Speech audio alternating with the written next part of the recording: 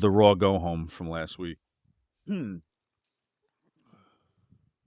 of course, before that WrestleMania, we had the go home, and we talked off air a little bit about it. And that was the Brooklyn crowd, and a hot crowd, man. It's unbelievable. No one can compare to The Rock. I'm watching him in the opening segment, which was like 22 minutes long or something like that, and it's mostly Rock. And God, I think that opening segment was way more than 22 minutes. Yeah? Yeah, I'm thinking like 38. They went fucking, and it was no commercials. They went astray. See, it was so good, it felt like 22. That's what she said. It's funny, man. It's the Seth Rollins interruption, right? Up when he comes out and he's going to eventually challenge. But you have The Rock, you have Fever Pitch in the crowd. Roman comes in. You need them both in the ring. I get that. And there's nothing you can do. I'm Roman Reigns, and I'm standing there. I know there's nothing I can do to keep the fire burning that's out there right now. It's almost like you can't follow The Rock with anyone. And if Rocky if this is a year ago and Roman came out and started the show, it'd be hot. I'm not shitting on Roman. He's over. But there's nothing you can do. Dude, when you are, if he's like, The Rock is like everywhere. I mean, I watched the thing last night. It was a film documentary on Phil Heath, who's a bodybuilder. It was produced by $7, and Rock is in it talking about bodybuilding and Phil Heath. And it's like, he tried to buy the Mr. Olympia. He's involved with the UFL, Under Armour, got his own energy drinks, tequila, products for the face. I mean, Jesus. Yeah. But I mean, just his command. Well, yeah, but I mean, it's, when you have, I don't know what Roman Reigns has on Instagram followers, but I know he doesn't have fucking close to 400 million. Mm-hmm.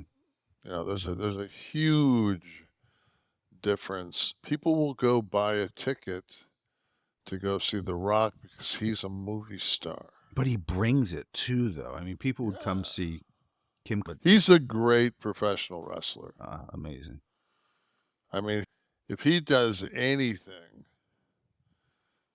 in this tag match, which it's so perfect too, man. Like, if you're going, if you're gonna have a retirement match, is one thing. But if you're gonna come back and just have a match, have a tag. Yeah, I almost don't care about the quality of the match. I'm old school in that you get me to this point. I don't give a fuck about the match. I don't give. Right. Nobody has to do anything that puts their life on the line. I just want there to fucking be a story. Right. I want this. This is the final fucking chapter.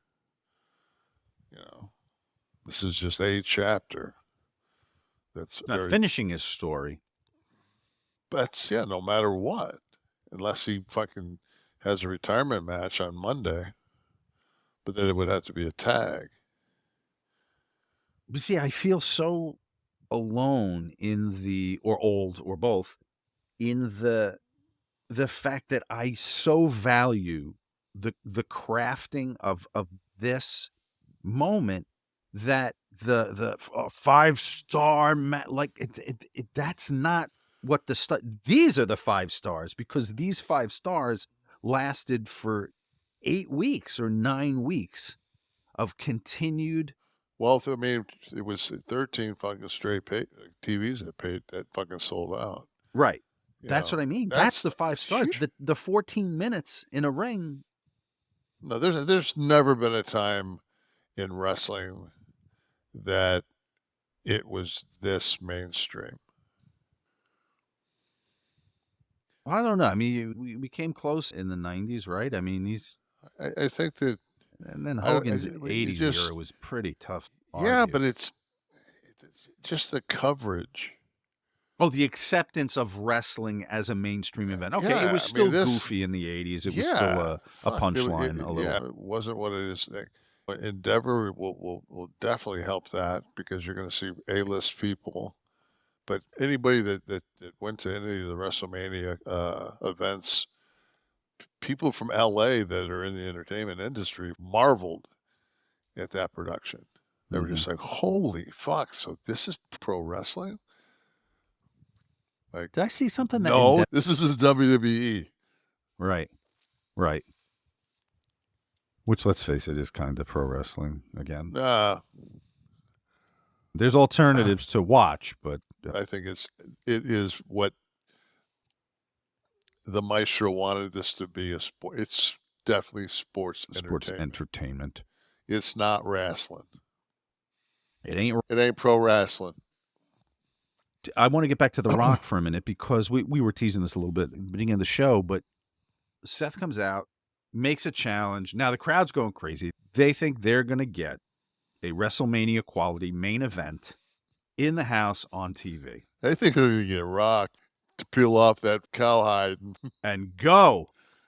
So there are 22,000 boners raging in that arena. And they had Solo step between Rock and Roman and say, I got this. The crowd died. Did you hear it? Oh, yeah. Now, you have to know, I'm not taking anything away from Solo. Anything that you stand up that is going to be less in the fans' expectation than what they just thought they were going to get. Unless it was Han Solo. That would have got a pop. From beyond the grave, yes. Little Harrison Ford. Little Harrison. He can go, brother. He just got to have Seth come in and do a bunch of around and he just pulls a gun out and shoots him. I thought we lost a little momentum, and that after that hot open, I thought we lost a little momentum. Right there, if I was in the crowd, I'd be like, "Oh, so we're just." And then they went from there. It was a very package-filled, backstage type show, and it's just like you're probably sitting there going, "Oh man, we're getting fucked." That's why I never teased, like with kayfabe. I never had them advertise like next week an announcement of a legend on the show, because their minds are gonna go crazy. They have a week to pump up that Hogan has agreed to the first shoot interview ever, and anyone I announce after that, comes up short. Unless I got Solo, then I don't want to follow Rock. Yeah, I'll follow anybody else. I don't want to follow Rock. I don't want to follow Steve. No. You see the fucking? I think one of the most difficult things to do is on the fly change your cadence to fit that what, and Rock. Oh, to put the pauses in. Nailed it. Yeah. And it wasn't like that was set up. That was Dwayne. See, and that to me is because that, if anybody's been out there and you haven't been doing, well, he's been back, but I was always I'd come in and I was that guy on MASH that fly over and drop the one fucking bomb. That was me. I didn't get a chance to get your. It's like when you go in on a 5-day shoot in a movie. First day you suck. Second day you're kind of fucking like, okay, I remember how to do this. Third day you're fucking good. Fourth day you fucking kill it. Fifth day, okay, we're wrap for Mr. Nash. Heating up. Yeah.